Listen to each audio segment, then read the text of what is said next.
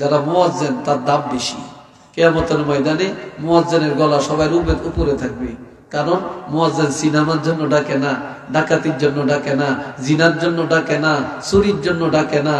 মুয়াজ্জিন প্রতিদিন আল্লাহর দিকে ডাকে, নামাজের জন্য ডাকে, এক আল্লাহর ঘোষণাটা দিয়ে দেয়, কন্যা একটু মারহাবা।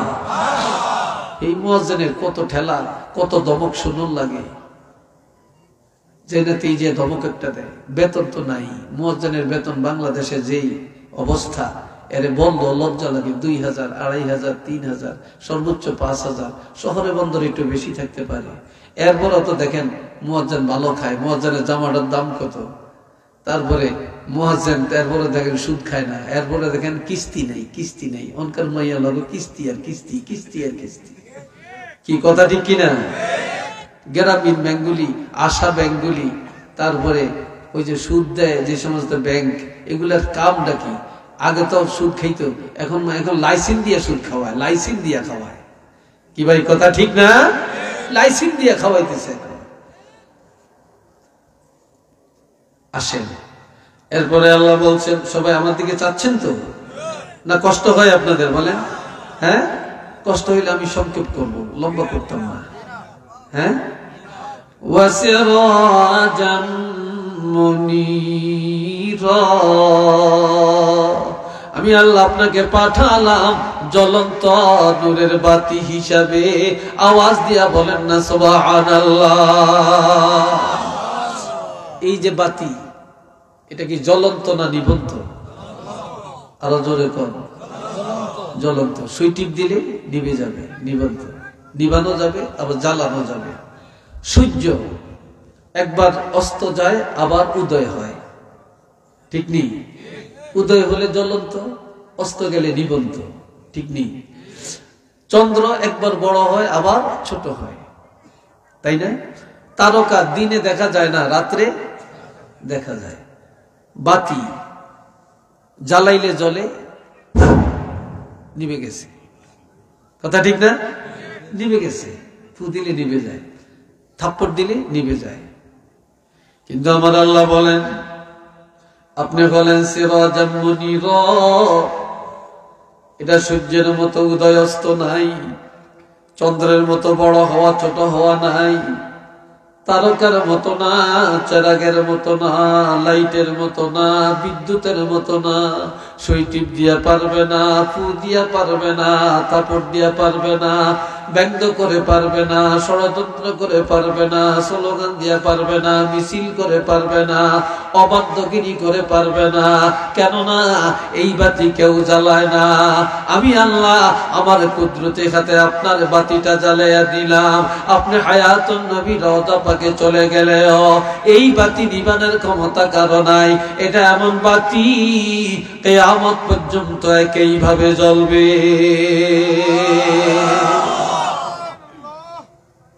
বাতি আমি জ্বালাইছি, কিয়ামত পর্যন্ত এই বাতি একইভাবে জ্বলবে। এটার নাম সিরাজাম মুনীরা। চিল্লিয়ে বলেন মারহাবা। সেই নবীর প্রেমে ভালোবাসা দিয়ে, মোহাব্বত দিয়ে আসেন আমরা সবাই একটু দুরূদ শরীফ পাঠ করি। সাল্লাল্লাহু আলা মুহাম্মদ, সাল্লাল্লাহু আলাইহি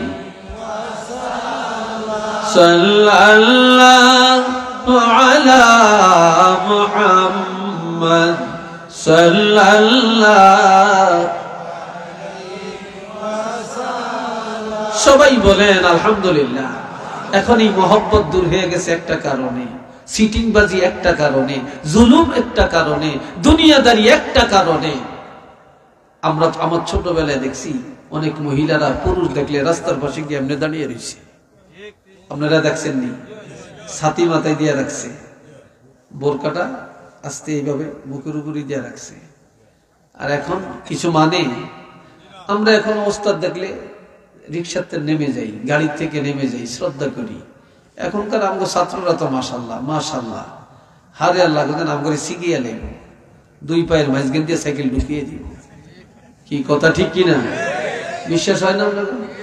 হাজা হাজা আমগরে বইল দে, বেইল দে, আমরা হকান দিয়ে আনি হিসি দিয়ে কালাম করে বেইল দে, টস টস টস টস করে নজর দিয়ে দিয়ে মাশাআল্লাহ হেতে না। কি বিশ্বাস হয় না আপনাদের? কত আদব এখন। তবে এক বেটাই বুড়া কালো বিছানায় পেশাব করে, বুড়া কালে প্রতিদিন ঘুমে পেশাব করে এলায়, বিছা খাতা বালিশ একবার ভরে এলায় পেশাব দিয়ে। তো মহিলাটা খুব ভালো, তো মহিলাটা প্রতিদিন তার কাপড়গুলো ধুয়ে দেয়। একদিন একবার বেশি পেশাব করছে, আজকে একটা মহিলা রাগ করিয়া কয়, আমরা একটা বুড়া মানুষ, ছোট ছোট বাচ্চারা পেশাব করে না, আপনি বুড়া কালে পেশাব করেন, আমি কাপড় ধুইতে ধুইতে আমার রোগ হয়ে গেছে, আমি এখন অস্বাস্থ্যকর পরিবেশে আছি, আপনি কি মানুষ? বেটায় কয়, দেখ তুই আমার সাথে রাগ করস কেন, আমার তো দোষ না। কয় কার দোষ? কয় শয়তানের দোষ। কার দোষ? শয়তানের। কয় শয়তানের কি দোষ? কয় শয়তানে আমারে প্রতিদিন ঘুমের থেকে উঠিয়া আমারে নিয়ে যায় পেশাবখানায়, আমি পেশাবখানায় বসে বসে দেখি পেশাব করি, পরে না ঘুমের থেকে জায়গা দেখি বিছনাটা ভরিয়া গেছে, আমার দোষ কি? বেডি কয় শয়তান আপনারে পেশাব করাইতে পারে আর আমার 12টা বাজাইতে পারে, আমার দিয়ে কাপড় ধোয়াইতে পারে, তা আমরা যে অভাব যায় না, বাড়ি করতাম পারি না, ঘর করতাম পারি না, পোলা ভাইলে বিদেশ পাঠাইতে পারি না, শয়তানরে বলতে পারেন না এক বস্তা টাকা দিত? পারি তো, আজকে বলবো। তো শয়তান কয় আগে টাকা দেয়। এতদিন কইলি না, আজকে কসকা? আমার বিবি বলছে আজকে টাকা না দিলে আপোষ নাই। তখন ঘুমের মধ্যে স্বপ্নের মধ্যে লয়ে গেছে টাকার গোডাউন, যা দেখে বিরাট টাকার এক গোডাউন, সেখানে বড় বড় টাকার ঘাইট আছে। কয় কোনটা লবি? তো যেটা বড়, কয় দেখ এটাই দে। বড়টাই যে মাথা তুলিয়ে দিছি, আজকে এই টাকার ওজনে, টাকার ভারে একবার পাতলা পায়খানা করে দিছি। এখন ঘুমের তুইটা দেখে পুরো বিছানায় খালি পাতলা পায়খানা। আমার বেডিটা কয় এতদিন পেশাব করছিল, এটাই তো ভালো আছিল, আজকে পাতলা পায়খানা, কারণটা কি? কথা কইস না, টাকার ভারে, টাকার ভারে, টাকার ভারে। ভার বুঝেন তো, অর্থাৎ টাকার ওজনে। টাকার ভারে, টাকার ভারে, এটা মানে টাকার ভারে পাতলা পায়খানা হয়ে গেছে। যেই সময় মানুষের টাকা ছিল কম, ইমান ছিল পাকা, টাকা ছিল কম, মুসল্লি ছিল মসজিদে, টাকা ছিল কম, পর্দা ছিল, টাকা ছিল কম, সুদ ছিল না, টাকা ছিল কম, ঘুষের আড্ডা ছিল না, টাকা ছিল কম, জুলুমও ছিল না, টাকা ছিল কম, মুসলমান ছিল পাকা। এখন মানুষের টাকা বাড়ছে আর মুসলমানের ইমান কাঁচা হয়ে গেছে, টাকা বাড়ছে, মুসলমান জালেম হয়ে গেছে, টাকা বাড়ছে, মুসলমান এখন হারামখোর হয়ে গেছে, টাকা বাড়ছে, টাকা বদলে মানুষ দুনিয়াদার হয়ে গেছে। একটু চিল্লিয়া বলেন না নাউযুবিল্লাহ। কথাটা ঠিক কিনা বলেন? টাকার ওজনে সব বরবাদ হয়ে যেতেছে, টাকার গরমে। আল্লাহ হাজিরিন, দেখেন আমার দিকে চান, কষ্ট হয়, বিরক্ত লাগছে, বলবো দু চারটা কথা। হ্যাঁ, এই বাবাজিরা রে আমার আল্লাহ বলেন, আমি আপনাকে পাঠালাম রাসূল করে, আর আপনাকে পাঠায় মুমিনের দয়া করলাম। শুধু এইটাই না, আরেক খবর আছে। النبي أولى بالمؤمنين من أنفسهم وأزواجه أمهاتهم। সবাই বলেন আলহামদুলিল্লাহ। আলহামদুলিল্লাহ। বিতেতন বার হয় না, খাওয়া করে খানা দিয়ে দেন। এই দূরের মাইকিং বন্ধ করিয়ে একবারে ফোনটা দুইটা ঘুরিয়ে দিয়ে দেন। তো কতক্ষণ পরে যখন মুনাজাত হইব, যখন কইব কাতরটা সোজা করেন, তখন কতদিন দৌড়ে আইব, আয়া দেখবো কোন ফাঁকি দিয়া তো বড় মানে সিন্নি দিয়া লাইছে। সিন্নি লিয়া গেল, আপনারা যাইতে গিয়েছেন, তো হেডিনে কই কি রে সিন্নি দিল কতক্ষণ, জীবনের একটা গোল খেয়ে বাইছি তো। কি কথা ঠিক না?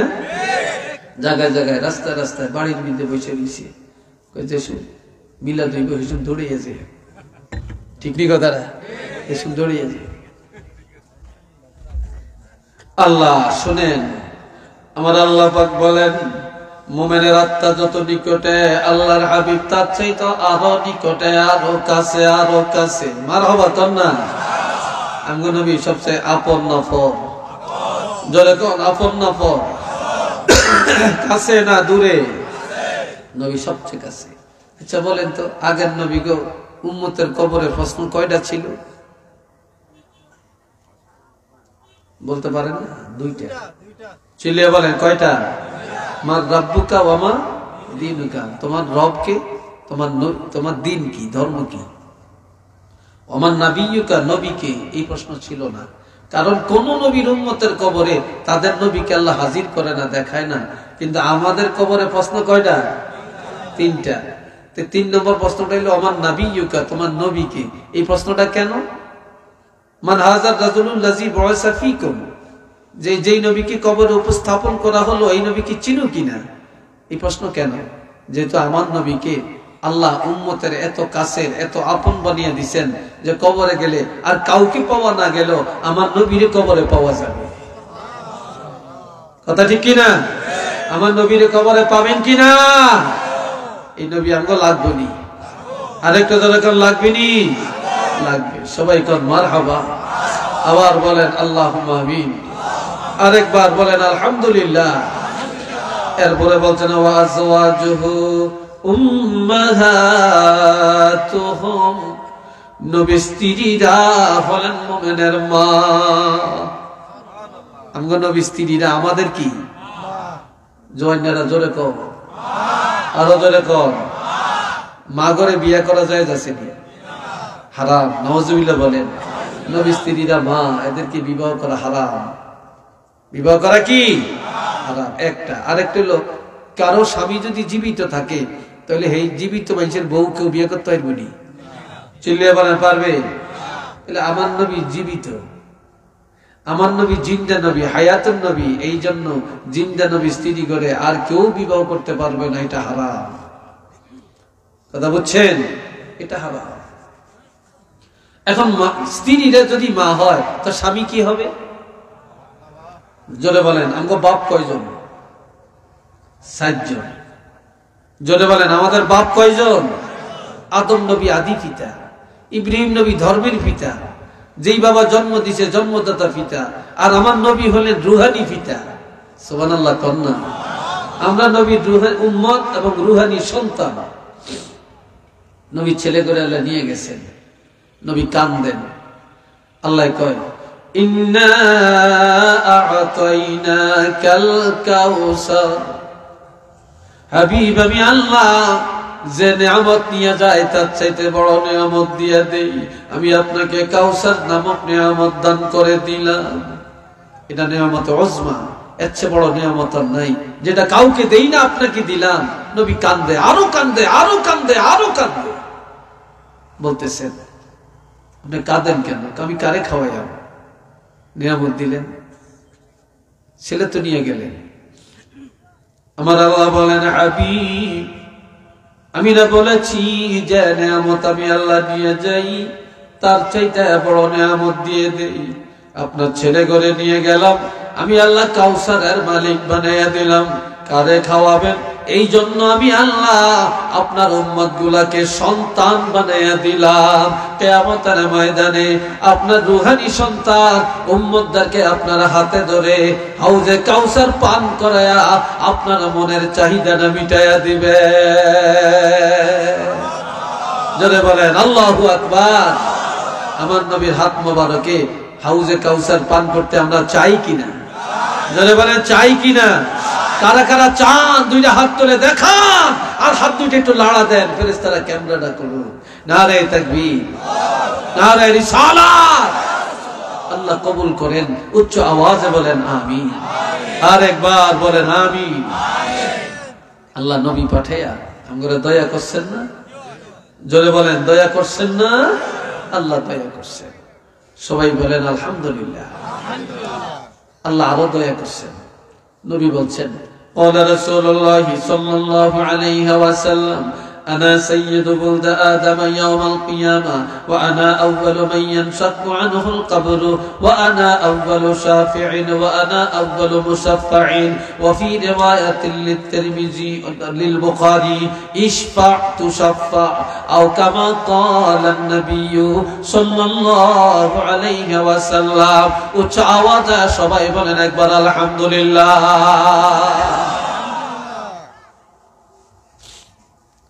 আল্লাহ নবীজি বলেন হাদিস, হাদিস সহিহ, ওইটা কি যাই গিয়া নাকি?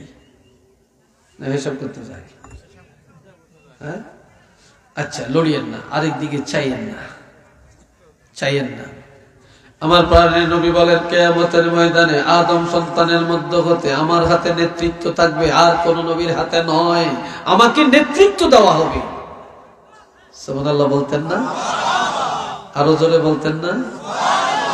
নেতৃত্ব কাকে দিবে? নবীকে।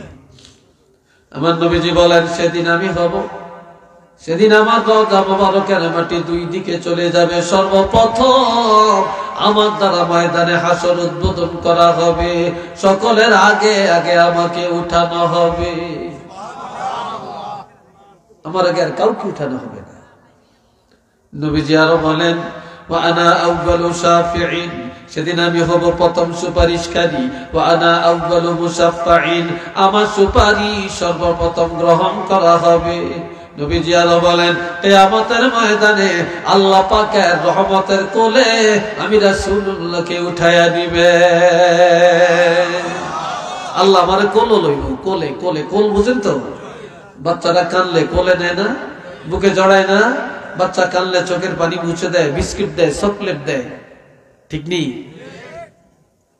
কিয়ামতের ময়দানে আমার নবী যখন দৌড়াদৌড়ি করবে, কান্নাকাটি করবে, উম্মতের জন্য পেরেশান হয়ে যাবে, তখন আমার আল্লাহর কোলের মধ্যে নবীকে উঠায় বলবে, হাবিব ইশফা তুশাফা, আমি আপনার কোলে উঠালাম, আপনার সুপারিশ করেন, কার জন্য করবেন? আপনার সুপারিশ আমি আল্লাহর দরবারে গ্রহণ করা হবে। আওয়াজ দিয়ে বলেন মারহাবা। নবীর সুপারিশ আমরা চাই কিনা? আমগো নবীর সুপারিশ ছাড়া কেউ নাজাত পাবে? কেউ বেহেশতে যাইতে পারবে? পারবে না। নবীরা অপেক্ষায় থাকবে, নবীরা সব জান্নাতি, তারপরও আমার নবীর সুপারিশের জন্য অপেক্ষা করবে, অপেক্ষা করবে। দুনিয়া সব চিনি, সব বুঝি, সব জানি, নবীকে জানতে চাই না, বুঝতে চাই না, বুঝতে চাই না। মসজিদে নামাজ পড়তে যাই, শুক্রবারে যাই, টুপিটা মাথাত নাই। আমার নবীর টুপিটা কি অপরাধ করছে আপনার কাছে বলেন? আপনি কত দামি জামা গায়ে দিলেন, দামি প্যান্ট ফিরলেন, পায়জামা ফিরলেন, কোট গায়ে দিলেন, জুতা পরলেন, আর 20 টাকা, 40 টাকা, 100 টাকা দামের একটা টুপি মাথায় দিয়া শুক্রবারে মসজিদে যাইতে পারলেন না, 5 ওয়াক্ত নামাজ পড়তে পারলেন না। আপনার মাথার চুলগুলির দিকে তাকাইলে বোঝা যায় আপনি ইহুদি নাসারার 1 নম্বর হোল্ডার, আপনি ইহুদি নাসারার দালাল। আপনি মুসলমান ফলো করেন না, আপনি আমার নবীর সুন্নাত ফলো করেন না, আপনি ইহুদি নাসারার জিন্দেগি, তাদের চুল, তাদের মাথা, তাদের পোশাককে অনুসরণ করছেন। কি কথা ঠিক না? আমরা কিসের ইমানদার, কিসের মুসলমান, কিসের নবী প্রেমিক হলাম? আচ্ছা আরেকটু বলি, এটার নাম কি? আরে উত্তর দিবেন একটু জোরে। টুপি। এটা কবরে যাইবনি। এটার নাম কি? রুমাল। এটা কবরে যাবে। এটার নাম কি? এটা কবরে যাবে। এত মৃত্যুর পরে খুললে না, খুলতে পারতো না, তখন কাটিয়া খুলবো, ঠিক কিনা? খুলবে। পায়জামাটা, মৌজা, জুতা যাবে, গেঞ্জি যাবে, কোট কিছুই তো যাবে না, তার জাম্পার, মাফলার কিছুই যাবে না। আচ্ছা বলেন এটা যাবেনি? এটা জোরে বলেন ভাই, এটা যাবে? এটার নাম কি? জোরে বলেন। যাদের নাই লজ্জার কিছু না। বলবেন যে হুজুর মনে লজ্জা দিল না। একটা লোকের হিন্দু বাচ্চাগুলি অনেক সুন্দর দেখা যায়, ছোটকালে খুব সুন্দর দেখা যায়, চেহারা নাদুস নুদুস। এটি বুড়া হইতে হইতে শয়তানের লানে দেখা যায়, ঠিক কিনা? যত বুড়ো হয়, কারণ ইমানের নূর তো নাই, নবী সুন্নত তো তাদের মধ্যে নাই, আকীদা তো নাই, ইমান তো নাই। তাও যে দাড়ি, এটা চেহারার খুবই, এটা সৌন্দর্য, এটা নবীর আদর্শ, এটা নবীর সুন্নত। আর এই সুন্নতটা কবরে নিয়ে যে যাবে, এই উসিলায় আল্লাহ তাকে ক্ষমা করে দিবেন। এই উসিলায় আল্লাহ তাকে কি করবেন? আল্লাহ তাকে উসিলায় ক্ষমা করবেন। আল্লাহ কি পারেন না? যদি বলেন আল্লাহ কি পারেন না? এই জন্য আল্লাহ বলছেন, ইয়া আইয়ুহাল্লাযীনা আমানুত্তাকুল্লাহ আমানুত্তাকুল্লাহ ওয়াবতাগু ইলাইহিল ওয়াসিলা। ঈমানদারেরা আল্লাহকে ভয় করো আর উসিলা তালাশ করো। উসিলা নেক আমল, উসিলা কোরআন তেলাওয়াত, উসিলা নামাজ, উসিলা সাদকা, উসিলা দান খয়রাত, উসিলা সালাম কালাম, উসিলা নবীর সুন্নাত। আল্লাহ কিয়ামতের ময়দানে কোন আমলের উসিলায় আপনাকে ক্ষমা করবেন এটা জানেন না। এই জন্য সবসময় আমল করে যেতে হবে। আর যত নেক আমল উসিলা, সব উসিলার উসিলা হলেন নবী মুহাম্মদুর রাসূলুল্লাহ সাল্লাল্লাহু আলাইহি ওয়াসাল্লাম। আমার নবী যদি উসিলা না হইতেন আমরা কি নামাজ পাইতাম, রোজা পাইতাম, হজ পাইতাম, যাকাত পাইতাম, পর্দা পাইতাম, কোরআন পাইতাম, ওয়াজ মাহফিল পাইতাম, শাহজালাল রহমাতুল্লাহ পাইতাম, কোন ওলি আল্লাহ পাইতাম না। নবীর উসিলায় সব পাইছি। কার উসিলায়? নবীর উসিলায় সব পাইছি। সবাই বলেন না মারহাবা। আরেকবার কোন আলহামদুলিল্লাহ। যার উসিলায় সিন্নি খাই মোল্লা চিনে না, কথা ঠিক না? মোল্লা চিনি না। এ ভাইরা আমার, কিয়ামতের ময়দানে মুসিবতের দিন আমার প্রাণের নবী কি করবেন আর একটু শুনেন। আমার আল্লাহ বলছেন আসা আইয়াবআসাকা রাব্বুকা মাকামান মাহমুদা। হাবিব চিরি আপনাকে মাকাম মাহমুদা, প্রশংসার আসনে উঠাবো, প্রশংসার আসনে বসাবো, আপনাকে ইজ্জতের আসনে বসাবো। এটা কি? এই জন্য নবী কয় উম্মতেরা তোরা আজানের পরে আমার জন্য আল্লাহর কাছে একটু দোয়া কর।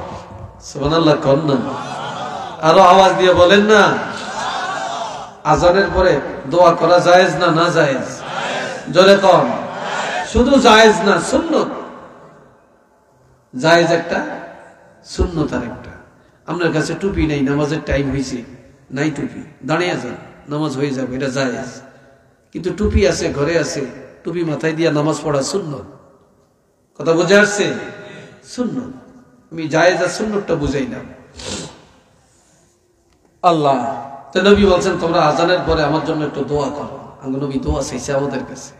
কি দোয়া? আতি মুহাম্মাদান আল্লাহুম্মা রাব্ব হাজি, আমরা তো পড়ি, এই সাথে বলবা এই দোয়ার মধ্যে আতি মুহাম্মাদানিল ওয়াসিলাতা ওয়াল ফাদিলা। আল্লাহ নবীকে আমাদের উসিলা দান করেন, জান্নাতের উচ্চ মর্যাদা দান করেন। ওয়াবাআসহু মাকামাম মাহমুদানিল্লাযী ওয়া'আদতা, আপনি ওয়াদা করেছেন আমাদের নবীকে মাকামাম মাহমুদা, প্রশংসার আসন দিবেন। আল্লাহ তাড়াতাড়ি করে আপনার ওয়াদাটা পূরণ করেন, আপনার ওয়াদাটা পূরণ করেন। উম্মতরা রে, যারা আমি রাসূলের জন্য আজানের পরে আল্লাহর দরবারে দোয়াটা করবা, আমি রাসূল ঘোষণা দিলাম হাল্লাত লাহু শাফাআতি, আমি রাসূলুল্লাহর সুপারিশ তার জন্য ওয়াজিব। নবীর সুপারিশ লাগবে নি? চাননি? জোরে বলেন চান। কারা কারা চান না একটু হাত তোলেন। নবীর সুপারিশ চান, সবাই চান। জোরে বলেন সবাই চান। তাহলে আজানের দোয়ার মধ্যে ফতুয়া কেন?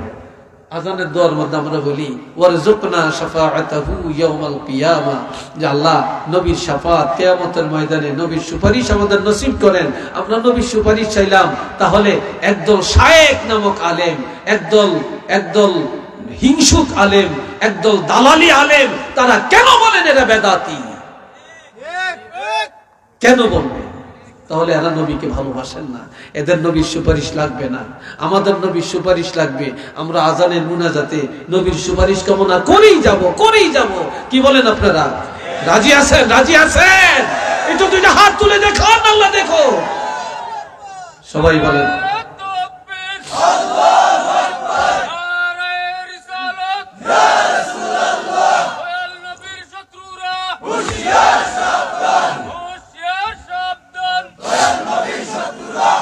আল্লাহ কবুল করেন। সবাই কোন আমিন। আরেকবার বলেন আমিন। মুহাব্বতে পড়েন সাল্লাল্লাহু আলা মুহাম্মদ সাল্লাল্লাহু আলাইহি সাল্লাল্লাহু আলা মুহাম্মদ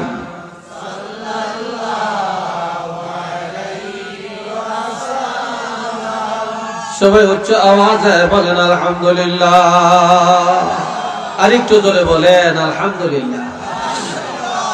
হাজিরিন, আমার নবী সকল কাজে আদর্শ রেখে গেছেন। কুল্লু উম্মতি ইয়াদখুলুনাল জান্নাহ ইল্লা মান আবা কিলা মান আবা ক্বালা মান আতাআনি দাখালাল জান্নাহ ওয়া মান আসানি ফাকাদ আবা। এটা বুখারীর হাদিস। আমার নবী বলছেন যে আমার উম্মতেরা সব জান্নাতে যাবে, তবে আমাকে যারা অস্বীকার করেছে তারা যাবে না, যাবে না। প্রশ্ন করা হলো অস্বীকারী কারা? ক্বালা মান আতাআনি দাখালাল জান্নাহ। নবী বলছেন যারা আমাকে মানে, আমার সুন্নতকে আমল করে তারাই জান্নাতে যাবে। ওয়া মান আসানি ফাকাদ আবা। যারা আমার সুন্নতকে অস্বীকার করেছে তারাই আবা, তারাই অস্বীকারী, তারা জান্নাতে যাবে না, তারাই হবে জাহান্নামী। একটু চিল্লিয়ে বলেন না নাউযুবিল্লাহ। নবী আরো বলেছেন ক্বালা রাসূলুল্লাহ সাল্লাল্লাহু আলাইহি ওয়াসাল্লাম মান তামাসসাকা বিসুন্নতি ইনদা ফাসাদে উম্মতি ফালাহু আজরু মিয়াতে শাহীদ। বর্তমান জমানাটা ফিতনার জমানা। আস্তে আস্তে বেদাত চালু হয় কিন্তু সুন্নতগুলি চলে যায়। কথা ঠিক কি না? সুন্নত চলে যায়, অন্যায় স্থান পায়, সুন্নতগুলি আস্তে আস্তে বিদায় নিয়ে যায়। রাসূল বলছেন যখন আস্তে আস্তে ফিতনার জমানায় সুন্নতগুলি বিদায় নিয়ে যায়, এই সময় যারা আমার একটা সুন্নতকে মজবুত করে ধরে রাখে, আমার সুন্নতের আমল করে, আমি রাসূল ঘোষণা দিলাম আল্লাহ পাক তার আমলের মধ্যে 100 শহীদের মর্তবা দান করে দিবেন। সুবহানাল্লাহ। সবার মুখ দিয়ে আসে না। কত শহীদের মর্তবা?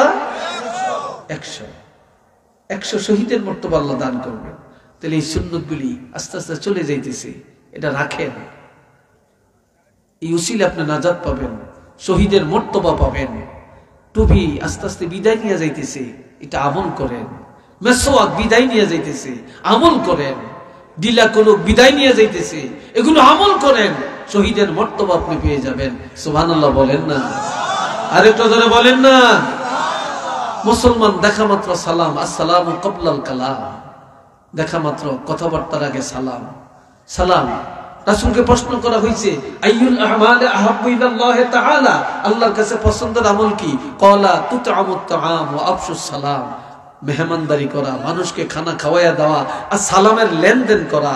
আর এক মুসলমানের প্রতি আরেক মুসলমানের 6টা দায়িত্ব, তার মধ্যে 1 নম্বর হলো ওয়া ইউসাল্লিমু আলাইহি ইজা লাকিয়াহু, যখনই সাক্ষাৎ হবে প্রথমে সালামটা দিয়ে দিবে। একটু বলেন না সুবহানাল্লাহ। মহিলাদের উপরে সুন্নত, যেই সুন্নতটা সমাজে নাই, মহিলা যদি মনে করে আমি 100 শহীদের মর্তবা অর্জন করব, তাহলে আপনার স্বামী ঘরে গেলে সাথে সাথে আপনি সালাম দিবেন। আর আপনার স্বামী আপনার স্ত্রীকে সালাম দিয়ে ঘরে ঢুকবেন। আর স্ত্রী ঘরের দরজায় গিয়ে স্বামী যখন দরজা টোকা দিবে, মহিলা ঘরের দরজা খুলে স্বামীর দিকে নজর দিয়া প্রথমে কেমন আছো এটা না, প্রথমে বলবে আসসালামু আলাইকুম। আমার রাসূল বলেছেন যে মহিলা এই সুন্নতটা পালন করবে, আল্লাহর হাবিব তার আমলের মধ্যে 100 শহীদের মর্তবা দান করে দিবেন। আর কোন এই কথা বলছে কি এখানে? আচ্ছা, কষ্ট হয় আপনাদের? বিরক্ত লাগছে? আমি মনে একটু কড়া কথা বলে ফেলছি নাকি? আচ্ছা শুনেন, এই যে সুন্নতগুলি বিদায় নিতেছি, এই সুন্নতগুলি রাখবেন। রাসূল বলছেন কোন মহিলা স্বামী ঘরে আসছে, ঘরের দরজায় যে সালাম দিছে, সালাম দেওয়ার পরে স্বামীর হাতে বাজার সদা একটা ব্যাগ, একটা লাকিজ, ব্যাগটা ব্রিফকেস ওজন, বলল স্বামী তুমি কষ্ট করে আনছো, আমাদের জন্য আনছো, দাও। তুমি কষ্ট করে বাজার থেকে আনছো, কুলাউড়া থেকে আনছো, মাছ আনছো, তরকারি আনছো, ব্যাগ আনছো, কত কষ্ট তোমার হয়েছে, আমার হাতে দাও, আমি একটু শেয়ার করি। আল্লাহ রাসূল বলেন যে মহিলা স্বামীর হাত থেকে এই বাজার সদাটা গ্রহণ করবে আর সাথে সাথে সালাম দিবে, ওই মহিলার আমলের মধ্যে আল্লাহ পাক অর্ধেক জিহাদের সওয়াব দান করে দিবে। মহিলা স্বামী ঘরে আসছে, স্বামী ঘরে আসছে, চাওয়ার আগে, স্বামী বলে নাই চায় না, চাওয়ার আগে যদি স্বামীর জন্য 1 গ্লাস পানি দেয়, 1 গ্লাস শরবত বানিয়ে দেয়, স্বামী পান খায়, পানের বাটাটা আগিয়ে দেয়, তারপরে স্বামীর খিদা লাগছে, খানার টেবিলে খানা হাজির করে দেয়, স্বামীর একটা কাপড় ধুইয়া দেয়, একটা টুপি ধুইয়া দেয়, বলার আগে কাজটা করে ফেললো। তাহলে আল্লাহর হাবিব বলছেন এই মহিলার আমলের মধ্যে আল্লাহ পাক 8 ভরি, ভরি বুঝেন তো, স্বর্ণ, 8 ভরি স্বর্ণ, 8 ভরি স্বর্ণ আল্লাহর রাস্তায় সদকা করার সওয়াব আল্লাহ এই মহিলার আমলের মধ্যে দান করে দিবেন। স্বামী যদি বলে বিবি এই কাজটা করো, এই কাজটা করো, বলার পরে যদি কাজটা করে, তাহলে 8 ভরি রূপা সদকা করার সওয়াব আল্লাহ দান করে দিবেন। আরেকটু জোরে কন্যা। আর মহিলাদেরকে বলা হয়েছে, মহিলারা তোমরা স্বামীর আগে যেন তোমাদের মৃত্যু হয়, তোমরা আল্লাহর কাছে বলো তোমার স্বামীর জানাজা, স্বামীর মাটি যেন তোমার ভাগ্যে হয়। যেই মহিলা স্বামীর আগে মারা গেল, যে স্বামী দোয়া করলো, যে স্বামী মাটি দিল, যে স্বামী জানাজা পড়লো, যে স্বামী কবরের কাছে চোখের পানি পালিয়া কাঁদলো, ওই মহিলার জন্য জান্নাত অবধারিত, জান্নাত অবধারিত। একটু চিল্লিয়ে বলেন আল্লাহু আকবার, আরো জোরে বলেন আল্লাহু আকবার। আমার রাসূল কি আদর্শ রেখে গেছেন, আমরা কি করছি? আমার রাসূল একদিন বলছেন, এ মহিলারা, নবীর 9 জন বিবি একসাথে, কষ্ট হচ্ছে মনে হয় আপনাদের, বিরক্ত লেগে উঠছে আপনাদের। নবীর কয়জন বিবি? 9 জন বিবি একসাথে ছিলেন। আর এই 9 জন নবী বললেন তোমরা একটা ফিলারার সাথে হেলান দাও, আজকে একটা কিচ্ছা শোনাবো। ফিলারা কোথায়? ফিলারা তো নাই। হযরত আয়েশা খুব বুদ্ধিমতী, তিনি বললেন ফিলারা চিনো না, নবী তো আমাদের ফিলারা, রাসূল তো আমাদের ফিলারা। এই কথা বলার পরে কেউ আইসা ডাইন পাশে, কেউ আইসা বাম পাশে, কেউ সামনে, কেউ পিছনে, যে যেখানে জায়গা পাচ্ছে সেখানে হেলান দিয়ে বসছে। কিন্তু আয়েশা বসে না, কে কোন জায়গা দখল করে দেখছেন। সবাই বলে আফা আপনি বসেন না কেন? হযরত আয়েশা দেখতেছেন সব জায়গা দখল করছে, নবীকে হেলান দিয়ে বসে গেছে, কিন্তু নবীর কোলের মধ্যে কেউ বসে না। হযরত আয়েশা দৌড়াইয়া যায় আমার নবীর কোলের মধ্যে বসে নবীর দাড়ি মোবারক নিয়ে খেলা করতে শুরু করে দিচ্ছে। দাড়ি মোবারক নিয়ে এইভাবে খেলা করে আর কই ইয়া রাসূলুল্লাহ, ইয়া হাবিবাল্লাহ, আপনি কি কিচ্ছা শোনাবেন একটু বলেন। তখন নবী বলতেছেন আল্লাহ পাক একজন বিশ্ব নবী, শ্রেষ্ঠ নবী, মহানবী পাঠাইছেন। ওই নবীর 9 জন স্ত্রী একসাথে আছে, যে সব স্ত্রীরা ভালো, তাদের কোনো ঝগড়া নাই, তাদের মধ্যে হিংসা নাই, আর তাদের স্বামীও তাদেরকে ভালো জানে, তারাও সবাই তাদের স্বামীকে একরকম ভালো জানে।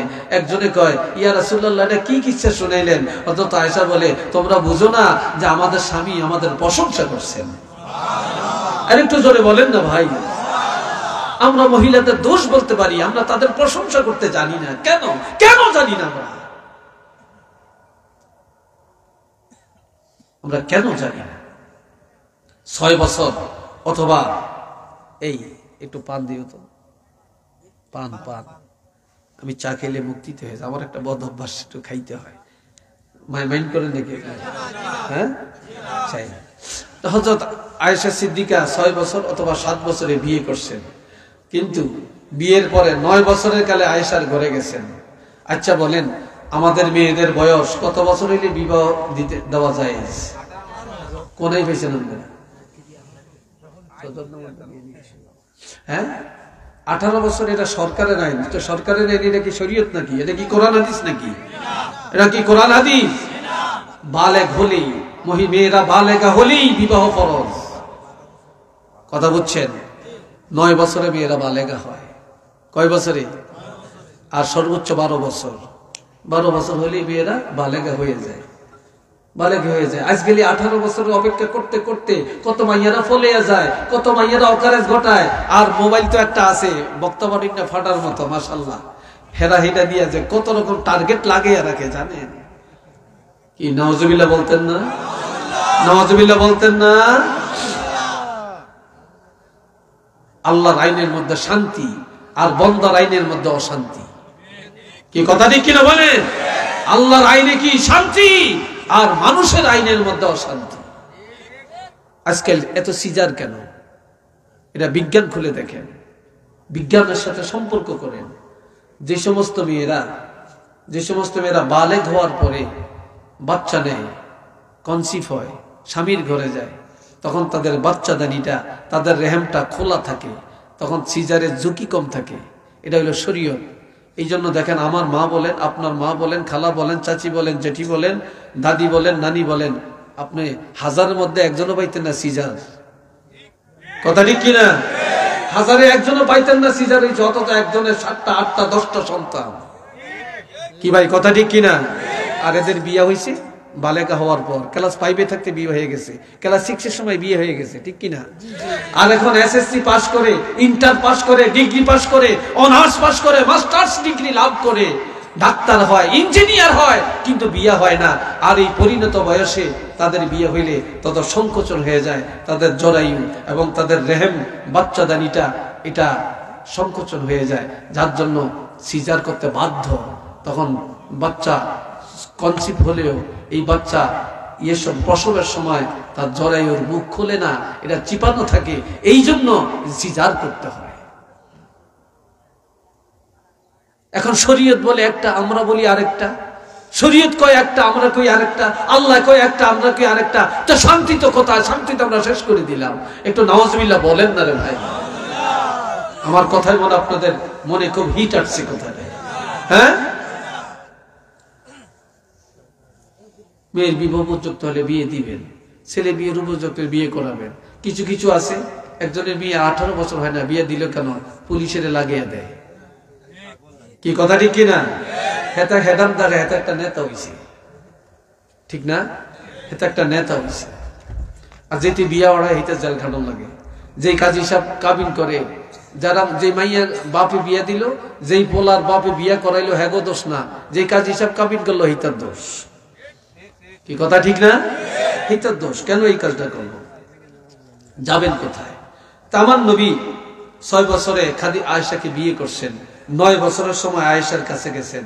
আয়েশা মুখ কথা কয় না, রাগ রাগ।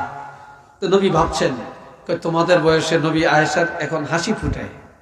নবীর হেকমত, নবীর কৌশল, নবীর কৌশল কি বলে? আয়েশা, তোমাদের বয়সের মেয়েরা খেলাধুলা করে, সহপাঠীদের সাথে থাকে, তারপরে কলাপাতা দিয়া ঘর বানায়, তারপরে বালু দিয়া সিন্নি পাকায়, গায়ম গুয়ম করিয়া খায়। কাজী তোমাদের এই বয়সের মেয়েরা খেলাধুলা করতে পারো না। রাসূল, আমি তো রাসূল, আমার সাথে তোমার বিয়া হইছে, এই জন্য তোমার মনে রাগ, তোমার খেলা বন্ধ হয়ে গেছে। তুমি চিন্তা করো না আয়েশা, তুমি চিন্তা করো না, আমি একজন ভালো প্লেয়ার, আমি খেলা জানি, তুমি আমার সাথে খেলতে পারবা। এটা সুবহানাল্লাহ বলেন না? আয়েশা নবীর দিকে তাকিয়া, আপনি খেলতে জানেন? আপনি না আল্লাহর হাবিব, আপনি কি খেলতে জানেন? আমি দৌড় দিতে জানি। সুবহানাল্লাহ বলেন। আমি কি দিতে জানি? আমি দৌড় দিতে জানি। তুমি কি দৌড় দিতে জানো? কি বলেন? আমি তো দৌড় দিতে জানি। কয় হ্যাঁ, তুমি যদি দৌড় দিয়া আমারে ঠগাও তাহলে আমি তোমারে পুরস্কার দিব। আয়েশা কয় আমি যদি আপনাকে ঠগাই? ইয়া রাসূল বলেন আমি যদি তোমারে ঠগাই? আয়েশা বলে তাহলে আপনাকেও আমি পুরস্কার দিব। সুবহানাল্লাহ বলেন না? আরেকটা আওয়াজ দিয়ে বলেন না ভাই। নবী বলে আয়েশা আমারে ঠকাইতে বললে তোমারে পুরস্কার দিব। এইবার আয়েশা কয় আপনারে ঠকাইলে নবীকে তোমারও পুরস্কার দিব। তাই যে দৌড় শুরু করছে 1 2 3। দৌড়টা কি রাস্তায় না ঘরের পর্দার ভিতরে? কথা বলেন আরো জোরে কম। দৌড়টা কি রাস্তায়, কুলাউড়া বাজারে, সিলেট শহরে, রিসোর্টে, পার্কে? কোথায় দৌড়টা? ঘরের ভিতরে, আড়ালের মধ্যে। 1 2 3 একসাথে দাঁড়াইছে, দৌড় শুরু হয়েছে। নবী দৌড় দিয়ে আগে চলে গেছে, অর্ধেক পথে গেছে, নজর দিয়ে দেয় আয়েশা পিছে। নবী দৌড়ের গতি এইভাবে দৌড় দিলে আয়েশা ঠকে যাইব, জিততে পারবে না। এই জন্য আমার নবী কি করছেন? নবী দৌড়ের গতিটা কমিয়ে দিছেন। দৌড়ের গতিটা কমিয়ে দিছেন কেন? আয়েশার জন্য নবীর আগে দৌড় দিয়ে আগে যাইতে পারে, তাইলে আয়েশার মন আরো ভালো হবে। আর যদি আজকে ঠকে যায় তাহলে এমনি তো মন খারাপ, মন আরো খারাপ হয়ে যাবে। এই জন্য আল্লাহ রাসূল চাইছেন আয়েশা যেন জিতে যায়। একটু চিল্লিয়া কন্যা ভাই মারহাবা। আমরা সারা জীবন ভালোটা খাই, মহিলারা খাইছে কি খায় না খবর নাই। আমরা বিয়াতে খাই, আমরা দাওয়াতে খাই, মেজদানিতে খাই, এখানে খাই, সেখানে খাই, কিন্তু মহিলারা কি খাচ্ছে আমরা খবর নেই না। কি কথা ঠিক কিনা? এই জন্য মহিলারা কয় এখন তুমি একা খাইবা কেন, আমার লয়ে যেতে হইব। এখন মেয়ে লোক লয়ে বিয়া খাইতে যায়, এক কেমিটা পুরুষেরা খায় আর কেমিটা মহিলা। তো ডকের মাইয়া জিজ্ঞা হিকের দিকে বে কেমনে চায় থাকে, তো মাইয়ার দিকে চাই রেখে আঙ্গুলে কামড় দিয়ে বয়ে থাকে। কি কথা ঠিক না? আঙ্গুলে কামড় দিয়ে বসে থাকে। তো এই যে বাড়িতে ভালো খাওয়াবেন, ভালো খাওয়াবেন, ভালো খানার আয়োজন করবেন, ভালো খানার আয়োজন করবেন, আপনি পরের বাড়িতে ভালো খাবেন, আপনার বাড়িতে ভালো খানার ব্যবস্থা করবেন, এটা সুন্নাত। সুবহানাল্লাহ কন্যা দৌড় শুরু হয়েছে। ঠকছে কে, জিতছে কে? আয়েশা জিতছে, নবী ঠকছে। আয়েশা দাঁড়িয়ে বলতেছে, ইয়া রাসূলুল্লাহ, আপনারা বলছেন যদি আমি ঠকাইতে পারি আমারে পুরস্কার দিবেন, দেন। নবী কই দিয়াম, অপেক্ষা করো, ভালো পুরস্কার দিব। পুরস্কারটা কি? আমার নবী কত কৌশলওয়ালা দেখেন। এখন বলছে দিব, দেন। দিবেন দিবেন করতে করতে আয়েশার 9 বছরের থেকে এখন 16 বছর হয়েছে। কত বছর? 16 বছর হয়েছে। আয়েশার এখন নবী ঘরে গেছে, গেছে রাজ্য গাল হইলে বেরিয়েছে, কথা কয় না। আজকে কি হইল? তোমার 9 বছরের কথা কি আবার মনে পড়ছে নাকি? হ্যাঁ, হবে না, আমি আজ থেকে 6 বছর আগে পাওনা হইলাম, আপনি এখনো দিলেন না। দিবেন দিবেন দিবেন দিবেন করতে করতে আর কখন দিবেন? আজকে কোনো আপোষ নাই, আমার পুরস্কারটা আগে দেন। নবী বলে, আজকে পুরস্কার নিবা? হ্যাঁ, আজকেই নিব। ঠিক আছে, তুমি যে আজ থেকে 6 বছর 7 বছর আগে প্রতিযোগিতা করে আমরা ঠকাইছিলা, তোমার ওই দিনের দৌড় আমার কাছে খুব ভালো লাগছে, চলো আজকে আরেকটা দৌড় দিয়ে আমার একটু দেখাও। ঠিক আছে, আমি সেদিন পাচ্ছি, এখন পারবো না। আজকে আবার দৌড় দিতে গেছে, এখন 16 বছরের সময় আজকে আয়েশা ঠকিয়ে গেছে, নবী জিততে গেছে। সুবহানাল্লাহ। আয়েশার শরীর একটু ভারী হয়েছে, ওজন হয়েছে, এখন আগের মতো দৌড় দিতে পারে না। এই জন্য নবী আজকে জিতছে, আয়েশা ঠকছে। এখন নবী হাত তুলে বলে, আয়েশা 9 বছরের সময় তুমি জিতছো, আমি পুরস্কার দেনা ছিলাম, কিন্তু আজকে তো আমি পুরস্কার পানা হয়েছি, এখন তুমি দাও তোমারটা। আমার 6 বছর 7 বছর আগে হইলো, এখনো পাই না, আর আপনি মাত্র পানা হয়েছেন, এখনো খুঁজতেছেন আমার কাছে। এখন কয় না, আগে আমারটা দাও। আয়েশাকে আমারটা দেন, নবীকে আমারটা দাও। হযরত আয়েশা কি বললেন? ইয়া রাসূলুল্লাহ, আমি আপনাকে পুরস্কার আপনার থেকে পাও না, তবে আজকে আবার দেনা হয়ে গেলাম, তবে আপনি তো আমাকে উত্তম পুরস্কার দিতে পারবেন, আমি আপনার ইজ্জত মতো পুরস্কার কোথায় পাব? তবে আমি একটা পুরস্কার ঘোষণা দেই, আপনি যদি মানিয়ে নেন। নবী বলে, কি পুরস্কার? ইয়া রাসূলুল্লাহ, আপনি রাসূল হয়ে যান আমার পুরস্কার, আর আমি হয়ে যাই আপনার পুরস্কার। একটু মারহাবা জোরে কর। স্বামী পুরস্কার, বিবি, বিবির প্রেজেন্টেশন স্বামী। কে গ্রহণ করে নেয়? কারা মানে? কে মানে?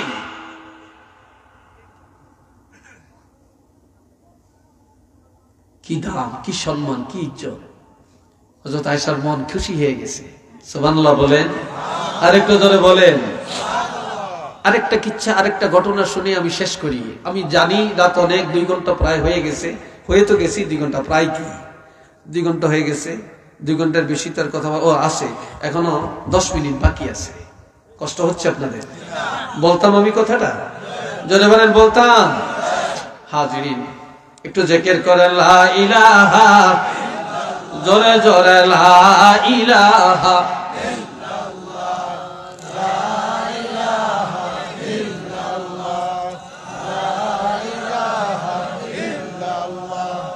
লা ইলাহা ইল্লাল্লাহ,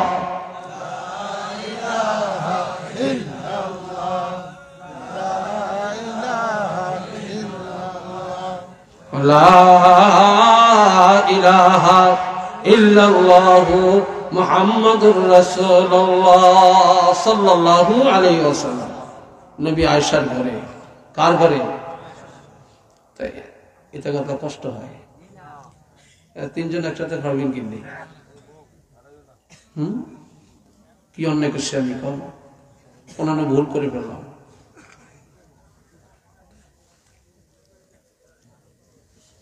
ভুল করছি মনে পান খাইয়া নাকি? আপনারা খাওয়াইতাইলাম না। আল্লাহ যাইয়েন, আমরা দাওয়াত দিলাম, শানপুর যাইয়েন, যা খাইতেন মনে সে খাবাই। অনেকে হুজুরটাকে লইতে হারে, দিতে হারে না, খাইতে হারে, খাওয়াইতে হারে না। এই আসল হুজুরকে বিরুদ্ধে কই না, কথা ঠিক না? তো আমরা করে কইলাম বিনা দাওয়াতে যাইয়েন, আমরা হারি না, না হারি দেখতেছে। বিনা দাওয়াতে সব কাবলার বাড়ি যাইয়েন, খাওয়াইতে পারে না বাড়ি দেখতেছে। আর যেদিন না দেন এদিন বেকার না দেন, এটি ভালো আর খারাপ কি? আর কথা ঠিক কিনা? ভালো আর খারাপ কি? এখন আয়েশা কয়, আজকে যেমন নবী আমার ঘরে, নবী গেছে সফরে, আজ যে বিকালে আসবে কি আসবে না এটা কইয়া যায় না। আয়েশা ভাবছে নবী তো আমার ঘরে আসবে, নবীলে খানা পাকাই, হালুয়া পাকাইছে। কি পাকাইছে? জোরে কন্যা কি পাকাইছেন? হালুয়া পাকাইছে। আজকে নবী গেছে হযরত হাফসার ঘরে। হাফসা হলেন ওমরের কন্যা। এখন আয়েশা কই কি রে, তালাশ করতেছে নবী কই, আমি কারে খাওয়াইয়াম। যায় দেখেন নবী হাফসার হুজরার মধ্যে। কই ইয়া রাসূলুল্লাহ, আপনি আমার ঘরে যাবেন মনে করে আমি হালুয়া বানাইলাম, খানা তৈরি করলাম, আপনি যান না, আমি কারে খাওয়াইয়াম। নবী কই তুমি হালুয়া আমার জন্য পাকাইলে, আজকে তোমার ঘরে যাব না, আজকে হাফসার ঘরে থাকবো, খাওয়াইতে হলে এখানে নিয়ে আসো, এখানে খাবো। হালুয়ার পাত্রটা নিয়ে গেছেন, নিয়ে কে হুজুর আনছি খান। নবী এমনি, তুমি পাকাইছো? কাহা, খুব সুগ্রাণ, তুমি তো ভালো পাক জানো। এটা মারহাবা কন্যা, তুমি কি জানো? ভালো পাক জানো। পাক খারাপ হইল, একটু বেতাল হইল, বলবেন না এই তোর চোখ খাইছে, তোর হাতও কি হয়েছে, হাস্যরা লাগছে নি, নুন দেয় না, হানি হানি লাগে, এটা কি পাকাইছ, এরকম কইেন না। এই সংসারও আগুন লাগবে। কি ভাই কথা ঠিক কিনা? আজ একটু খারাপ হইলো যদি ভালো হয়েছে, খুব ভালো হয়েছে, তুমি ভালো পাক করছো, কষ্ট করছো, তা আর একটু ভালো করার চেষ্টা করবা, এইভাবে বলবেন। কথা বুঝছেন? আর যদি দোষ ধরেন তখন কইবে কি, হ্যাঁ আপনার খালি আঙ্গুটিনি খাইতে খারাপ লাগে, আর হরের মাইয়ালা রাতেরটি খুব ওয়ান লাগে। কইব না, কইব না, এই দোষ নিজের উপরে আইব। তো এই জন্য কি করবেন? একবার প্রশংসা করবেন। নবী বলে খুব ভালো তো, খুব সুঘ্রাণ, তুমি খাইছো? কয় না, তো খাও, একসাথে খাই। নবী সহ একসাথে খাওয়া সুন্নত। এই জন্য আঙ্গুর দেশে রেডিনে নামাজ হয় না, ফজরের টাইমে হাসকিয়া ঘুম যায়, 10টা বাজে ওডিয়া এরা ডাইনিং টেবিলে খাইতে বসে। কিরে, কই নবী সুন্নত আদায় করি, কিন্তু ফরজ গেছে কই এটার খবর নেই। কি কথা ঠিক নেই? ফরজ গেছে কই এটার খবর নেই, ভালো আছেন নি, এটার খবর নেই। এখন শুনেন, এই তো কথা শেষ। আমাদের চেয়ারম্যান সাহেব আসছেন, আলহামদুলিল্লাহ বলেন, আরেকটু জোরে বলেন। উনিও আওলাদে ওলি, ওলির রক্ত ওনার মধ্যে আছে, আলহামদুলিল্লাহ কন্যা। ফুলতলির সাথে ওনার যে কি সম্পর্ক, এটা আপনারা আমার চেয়ে ভালো জানেন, জানেন না? আমাকে অনেক মহব্বত করেন, মাঝে মাঝে ফোন দেন, হয়তো আমার ব্যস্ততার জন্য সময় ধরতে পারি না, মনে কষ্ট যেন না রাখেন। তা আমার ভাই এখন আয়েশা কয়, নবী কয় খাও, একসাথে খাই। হযরত আয়েশা একটু হালুয়া লইয়া মুখের কাছে নিছে, নবী খপ করে হাতে ধরে ফেলছেন। এটা কিন্তু মুসলিম শরীফের ঘটনা। আল্লামা শিববির আহমদ ওসমানী রহমতুল্লাহ বলছেন, আয়েশা আমার একটা শান্তির ঘর, আমার একটা শান্তির পরিবার, তুমি তো আজকে একটা অশান্তি সৃষ্টি করে দিলা, আগুন জ্বালিয়ে দিলা। আয়েশার চোখ বড় হয়ে গেছে। কি বললেন? কি বললেন? নবীজি বলেন, আয়েশা রে, কার ঘরে বসে হালুয়া খাচ্ছ? কই আয়েশার ঘর। আয়েশা কে? আপনার স্ত্রী। কই তুমি কে? আমি আপনার স্ত্রী। তাহলে আয়েশা তোমার হাফসা কি হয়? আমার বোন। হাফসার ঘরে আইন না তুমি হালুয়া খাইবা, আমিও খাবো, তোমার কি উচিত ছিল না তোমার বোনকে হাফসাকে দাওয়াতটা দেওয়া? সুবহানাল্লাহ বলেন না। তুমি তাকে দাওয়াতটা না দিয়া তোমার মুখে ঢুকাইলে কি করে? এই জন্য হাতের মধ্যে খপ করে ধরে ফেললেন, বললেন যাও, বললেন যাও, হাফসাকে দাওয়াত দাও। দাঁড়িয়ে গেছে, বই না আয় আমরা একসাথে খাই। যাব না, খাবো না, তুমি আগে দাওয়াত দাও না, আমি দেখছি রাসূল বলার কারণে তুমি আসছো, আমি খাবো না। যে এখন নবী সে তো আসে না, খুব রাগ। যদি না আসে তাহলে তার কাছে নিয়ে যাও, নিয়ে খাওয়াই আনো, তার একটু না খাওয়াইলে তার মনের কষ্ট যাইতো না, দ্বন্দ্ব মিটতো না। নিয়ে গেছে, চলো খাও খাও। খায় না, আমি খাবো না। নবীকে বলে, নবী খায় না তো, জোর করিয়া খাওয়াও। কি করিয়া? জোর করিয়া খাওয়াইয়া দাও। এখন হযরত আয়েশা সিদ্দিকা হালুয়া লইয়া হাফসার মুখের কাছে নিচে খায় না, এখন তো জোর করিয়া খাওয়াইতে গেছে, পুরা মুখ টুক একেবারে হালুয়া দিয়ে মাইকে দিছে, পুরা মালিশ করে ফেলছে। এখন হাফসা দৌড়িয়ে আসছে, আয়েশা কই, ইয়া রাসূলুল্লাহ, আপনি নাকি ন্যায় বিচারের নবী, আপনি ন্যায় বিচার জানেন, আপনি আদর্শের নবী, আজকে আপনি কেমন ন্যায় বিচার করেন আমি দেখবো, আমি খাবো না। আয়েশা খাওয়াইতে যায় আমার পুরাটা মুখ হালুয়া দিয়ে মেখে ফেললো, আপনি উচিত বিচারটা করবেন। নবী বলেন, হাফসা আমি বিচার জানি, তবে আজকের বিচার আমি করব না, আজকের বিচারটা তুমিই করবা। কয় আমি কেমনে করবো, আমাকে গাইডলাইন দেন। কয় হালুয়া আছে কিনা? কয় আছে। কয় যে আয়েশা তোমার মুখের মধ্যে হালুয়া মাইকে দিল, তুমি আবার একটু বেশি লইয়া আয়েশার মুখের মধ্যে মালিশ করে দাও, তাইলে তো সমান হয়ে যায়। তো সুবহানাল্লাহ বলেন না, মারহাবা বলেন না। হাফসা দৌড়িয়া যায় হালুয়া লইয়া, একটা দৌড়িয়া যায় হযরত আয়েশার দিকে, নাক মুখ মাথা চুল টুল সব একবার মাইকে দিছে। এবার আয়েশা কয় ইয়া রাসূলুল্লাহ এটা নি বিচার। কয় কথা কইও না, তুমি তো আগে অন্যায় করছো, তুমি তারে দাওয়াত দিলে না কেন? যাও মুখ দিয়ে আসো। মুখ দিয়ে আসে, আসার এখন হাসতেছে। এখন বলতেছে হাফসা তুমি বিচার পাইছো? হ্যাঁ আমি বিচার পাইছি। আয়েশা তোমার মনে কষ্ট আছে? কয় না। তা এখন কি করবো? তো আপনি যা বলেন। কথা বসো, আমরা একসাথে খাই। এখন নবী স্ত্রীরাও খায়, নবীও খায়। আবার খাপ দিয়া নিয়া বিবিরা নবীর হাত থেকে খানা খেয়ে ফেলে, আবার নবীও টান দিয়া বিবিদের হাত থেকে খানা নিয়ে খেয়ে ফেলেন। এটা রাসূলের আদর্শ, এটা রাসূলের সুন্নাত। একটু চিল্লিয়ে বলেন মারহাবা। আজ আমরা স্বামী কোথায় খায়, স্ত্রীরা কোথায় খায়? আপনি নামাজ পড়বেন না, রোজা রাখবেন না, আবার রোজার দিন হারা দিন রোজা রাখবেন, কি বলবে? ইফতারের সময় সুন্নত আদায় করতে যায়, একসাথে খায়। এই কথা ঠিক কিনা? এটার নাম তো সুন্নত না। আপনি ফরজ আদায় করবেন, তারপর সুন্নতের আমল করবেন। আমরা আজকাল আমাদের সংসারে অশান্তি একমাত্র নবীর আদর্শ না থাকার কারণে। কথা ঠিক কিনা বলেন? নবীর আদর্শ না থাকার কারণে। আল্লাহ আমাদেরকে বুঝার শক্তি দেন। সবাই বলেন আমিন। আর একবার বলেন আমিন। আর একবার বলেন আমিন। আমি সর্বশেষ আবারও জানতে চাই, আল্লাযীনা আতাইনাহুমুল কিতাবা ইয়ারিফুনাহু কামা ইয়ারিফুনা আবনাআহুম ওয়া ইন্না ফারীকাম মিনহুম লায়াকতুমুনাল হাক্কা ওয়া হুম ইয়ালামুন।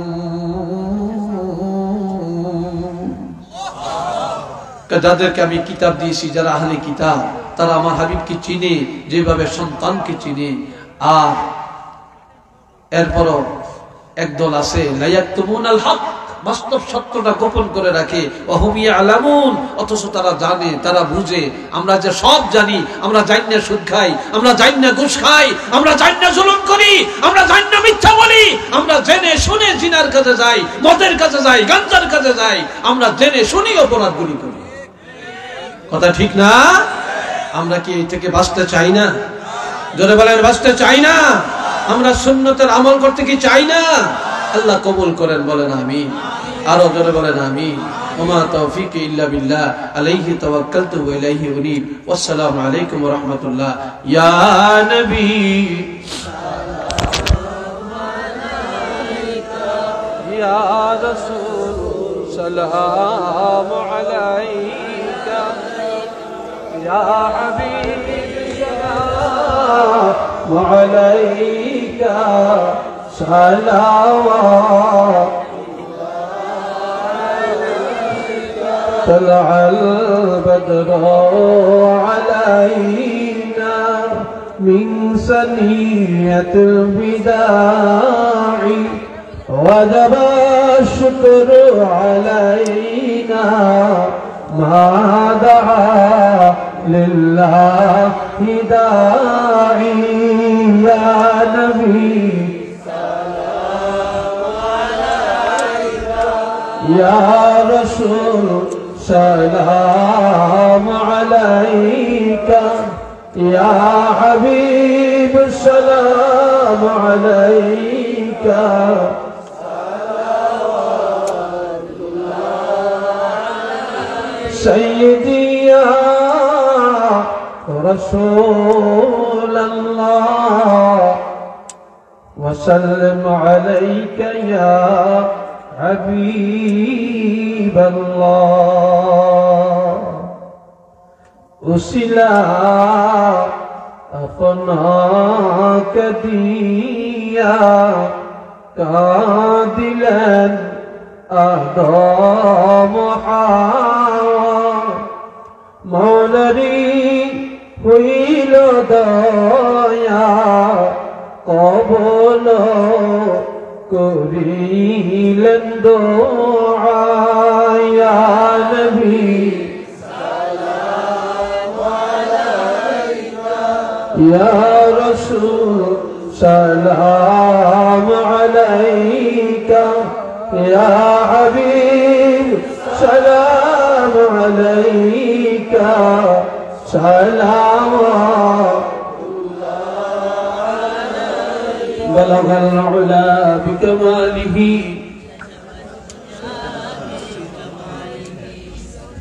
حسنت جميع كصاله صلوا عليه وآله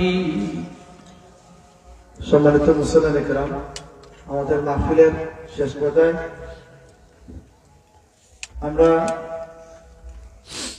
আপনাদের কাছে কৃতজ্ঞ। এত কষ্টের মধ্যে শীতের মধ্যে আপনারা বসে আছেন, সেজন্যই আমি মাহফিল পরিচালনা কমিটির পক্ষ থেকে আপনাদেরকে আন্তরিক মোবারকবাদ জানাচ্ছি। আমাদের মাহফিলে এসে উপস্থিত হয়েছেন আজকের এই মাহফিলের সম্মানিত অতিথি, খুলনা উপজেলা পরিষদের সম্মানিত দুইবারের আপনাদের ভোটে নির্বাচিত সফল ভাইস চেয়ারম্যান তারুণের অহংকার বর্তমান ভারপ্রাপ্ত চেয়ারম্যান জনাব মাওলানা ফজলুল হক খান সাহেব। আমাদের মধ্যে উপস্থিত হয়েছেন বাংলাদেশ আঞ্জুমানে আল ইসলাহ কাতার কেন্দ্রীয় কমিটির সহসাধারণ সম্পাদক হাফিজ সিদ্দিকুর রহমান সাহেব। আমি আপনাদের সামনে দুটি কথা বলার জন্য সবিনয় অনুরোধ করছি। বাংলাদেশ আঞ্জুমানে আল ইসলাহ খুলনা উপজেলা শাখার মোহতারাম সাধারণ সম্পাদক, খুলনা উপজেলা পরিষদের সম্মানিত ভারপ্রাপ্ত চেয়ারম্যান জনাব মাওলানা ফজলুল হক খান সাহেবকে আমি দুটি কথা বলার জন্য সবিনয় অনুরোধ করছি। السلام عليكم ورحمة الله نحمده ونصلي على رسوله الكريم أما بعد أعوذ بالله من الشيطان الرجيم بسم الله الرحمن الرحيم ألا إن أولياء الله لا خوف عليهم ولا هم يحزنون صدق الله العظيم আজকের মাহফিলের সম্মানিত সভাপতি, উপস্থিত আজকের মাহফিলের সম্মানিত মেহমান, যার কণ্ঠে এবং চমৎকার বয়ান শুনলাম বিশিষ্ট আলেমে দ্বীন, যিনি বিভিন্ন প্রান্ত থেকে প্রান্ত পর্যন্ত গিয়ে এক প্রান্ত থেকে আরেক প্রান্ত গিয়ে দিনের দাওয়াত দিচ্ছে মানুষদেরকে, আমাদেরকে ওয়াজ করে শোনাচ্ছেন। সম্মানিত অতিথি জনাব নাসির আহমদ চাঁদপুরি মহোদয়, উপস্থিত কাতার আল ইসলাহ দায়িত্বশীল সিদ্দিকুর রহমান, সবাইকে জানাচ্ছি আন্তরিক মোবারকবাদ। সম্মানিত উপস্থিত, আমি কথা বলার পরে শেষ পর্যায়ে দোয়া হবে, আমাদের অতিথি দোয়া করবেন। আমরা সকলে দোয়া চাই আমরা যেন এই সকল মাহফিলে শরীর থাকতে পারি। ইসালে সব মাহফিল হচ্ছে সব পৌঁছানো। আজকে এখানে মাহফিল হলো, এলাকার মধ্যেখানদের উদ্দেশ্যে মধ্যেখানদের কবরের সব যাবে। এই যে কাজ হলো, এটা ভালো না খারাপ কাজ হলো? অবশ্যই ভালো কাজ। এখানে কোরআন তেলাওয়াত হয়েছে, এখানে খতম হয়েছে, দুরূদ হয়েছে, ইস্তেগফার পাঠ হয়েছে, উলামায়ে কেরামরা বয়ান পেশ করে দিয়ে আলোচনা পেশ করে, সমস্ত কাজ সওয়াবের কাজ, ভালো কাজ, নেক কাজ। যারা আজকে আমরা আছি, কালকে আমরা থাকবো না কেউ, কিন্তু এই মাহফিল যদি জারি থাকে তাহলে এই মাহফিলের সবটা আমার কবরে যাবে। আলহামদুলিল্লাহ, আল্লাহ যেন এই মাহফিলকে জারি রাখেন। আমরা কেউ থাকবো না, সবাই চলে যেতে হবে, কিন্তু এই মাহফিলের শরীর থেকে ক্লিপ থাকে আমরা যাই, বা আমাদের পরবর্তী জেনারেশন যদি আমরা শিক্ষা দিলে না এই মাহফিলে তোমার শরীর থাকো, তাহলে এই সকল কাজের সব আমাদের কবরে যাবে। আল্লাহ আমাদের তৌফিক দান করেন। এবং আপনারা যারা এখানে উপস্থিত হয়েছেন সকলের কাছে আমি দোয়া চাই। আমি দীর্ঘ 10 বছর থেকে দায়িত্ব পালন করছি। আপনারা অবশ্যই আপনারা এই এলাকার এবং কাছাকাছি শহর এলাকার নিশ্চয়ই আমার সম্পর্কে জানেন এবং আপনারা আমাকে দেখছেন।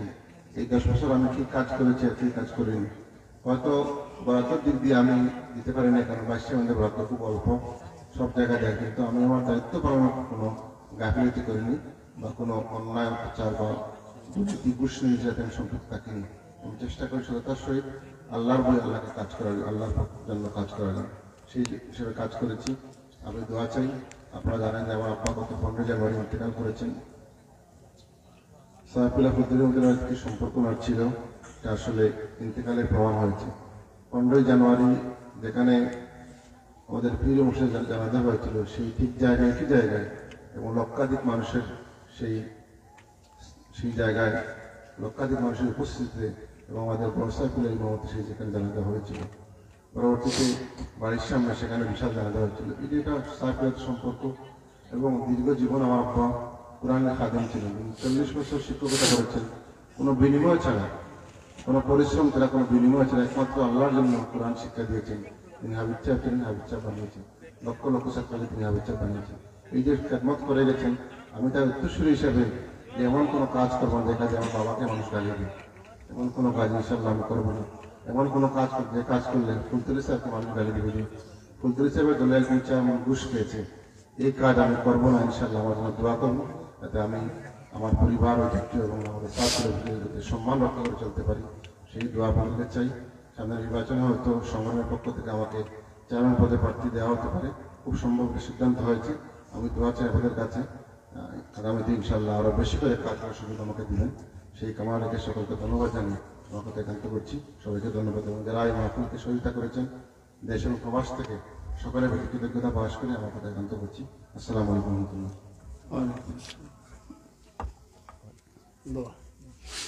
أستغفر الله ربي من كل ذنب وأتوب إليه لا حول ولا قوة إلا بالله العلي العظيم أستغفر الله إن الله غفور رحيم أستغفر الله إن الله غفور رحيم الحمد لله رب العالمين والعاقبة للمتقين والصلاة والسلام على أشرف الأنبياء والمرسلين وعلى آله وأصحابه وذرياته وأهل بيته أجمعين.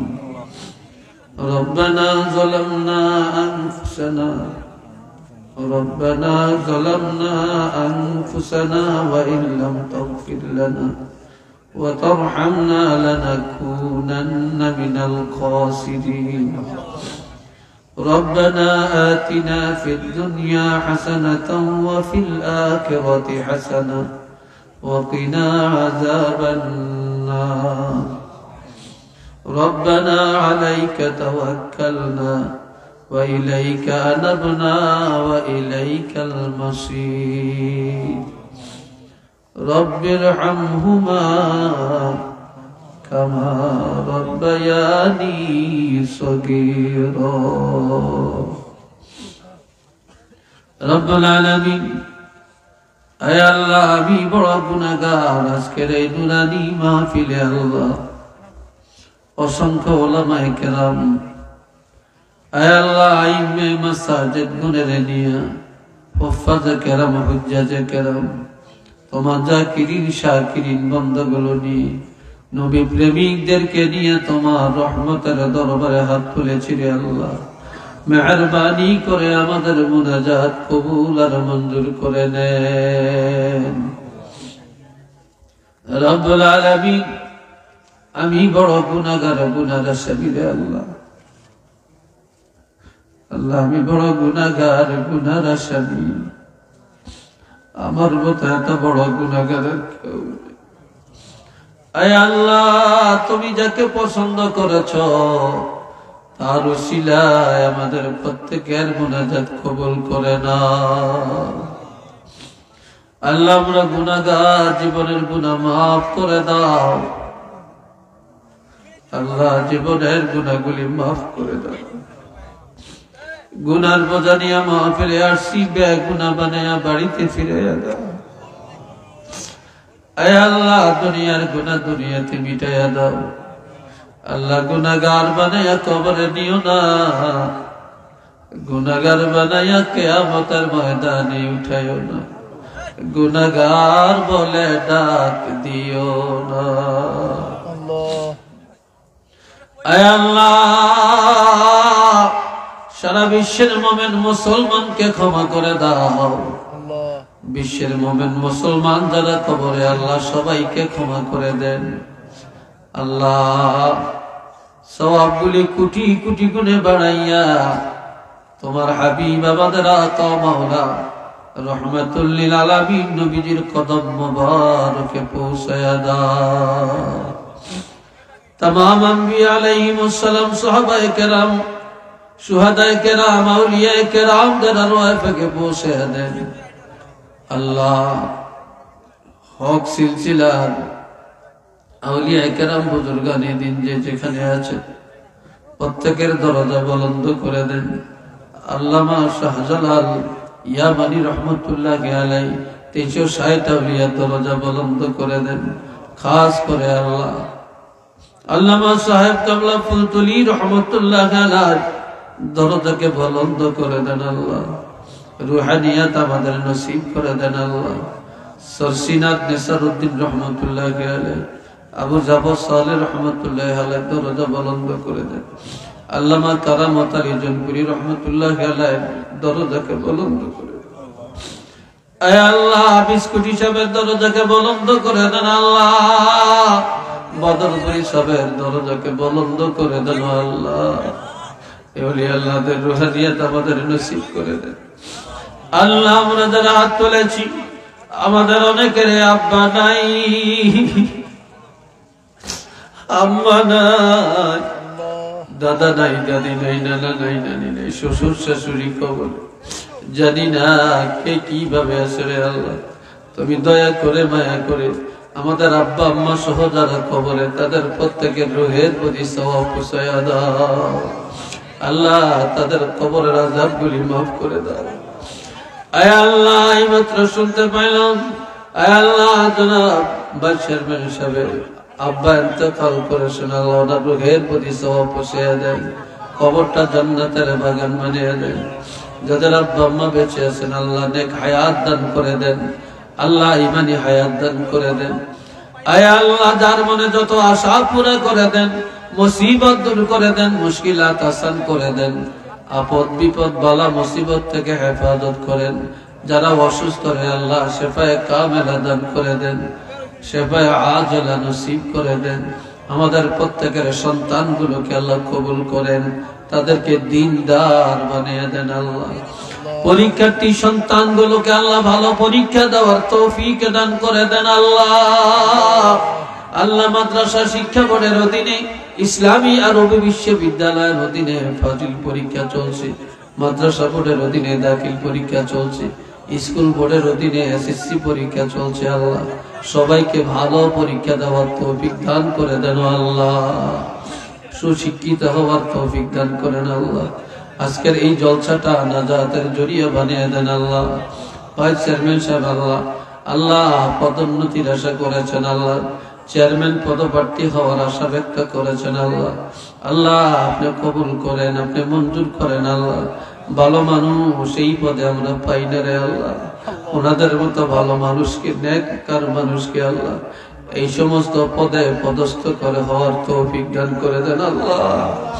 আল্লাহ, আল্লামা সাহেব কাবলা হুসামউদ্দিন সাহেব কাবলার সুযোগ্য সন্তান আল্লাহ, ছোট সাহেব কাবলা আল্লাহ এমপি হয়েছে, ধর্ম মন্ত্রণালয়ের স্থায়ী কমিটির সভাপতি নিযুক্ত হয়েছে। যতদিন এই দায়িত্বে থাকবেন আল্লাহ সুস্থভাবে দায়িত্ব পালন করার তৌফিক দেন, ইসলামের খেদমত করার তৌফিক দেন, সুন্নিয়তের খেদমত করার তৌফিক দান করে দেন আল্লাহ। আল্লাহ, কোরআনের বিরোধী সুন্নতের বিরোধী কোন আইন যেন আল্লাহ রাষ্ট্রীয়ভাবে পালন না হয় আল্লাহ, বিরোধী কোন আইন যেন করতে না পারে আল্লাহ, সেই জন্য সার্বিক আন্দোলন করার তৌফিক আল্লাহ ওনাকে দান করে দেন আল্লাহ, মোকাবেলা করার তৌফিক দান করে দেন আল্লাহ। আল্লাহ, মোকাবেলা করার তৌফিক দান করে দেন আল্লাহ। আল্লাহ, আমাদের জান মাল ঈমান ইজ্জতকে হেফাজত করেন আল্লাহ। وصلى الله تعالى على خير خلقه محمد وعلى آله وصحابه وذرياته وأهل بيته أجمعين، واجعل آخر كلامنا عند الموت لا إله إلا الله محمد رسول الله. آمين. السلام عليكم ورحمة الله.